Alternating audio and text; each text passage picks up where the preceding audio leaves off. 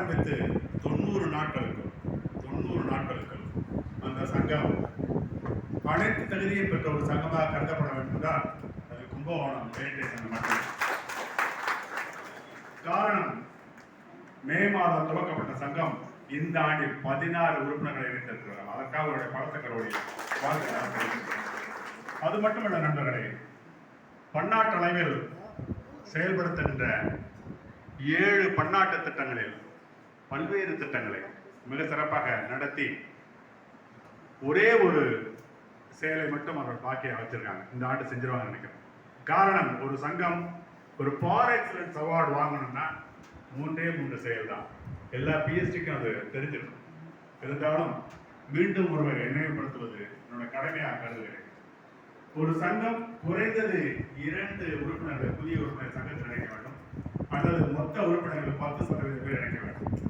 இரண்டாவதாக, இன்டர்நேஷனல் உள்ள பல்வேறு சேவைகள் 2 சேவை, ஏதாவது 2 சேவை. இந்த சங்கம் 7 கண்தானங்களை அளித்து சைட் ஃபர்ஸ்ட் என்ற ஒரு சேவையை மிக சிறப்பாக செய்திருக்கிறார். ஹங்கர் ரிலீஃப் நல்லா செஞ்சிருக்கீங்க. இதோடு மட்டும் இல்லாமல் லைன் ஷேர் ஒரு உறுப்பினருக்கு $10. அப்போ அல்லது ஆளுநர் கூறியது போல $1000 மூன்றில் ஒரு பகுதி இந்த ஆண்டு செலுத்தும் போது இந்த சங்கம் ஃபார் எக்ஸலன்ஸ் அவார்டை கண்டிப்பாக பெற வேண்டும் என்பது மாவட்டத்தின் ஆசை. முதலாவது சங்கமாக தகுதியை பெற மாவட்டத்து சார்பாக அன்பான வாழ்த்துக்களையும் பண்போடு தெரிவித்துக் கொள்வது பெருமைக்கிறேன்.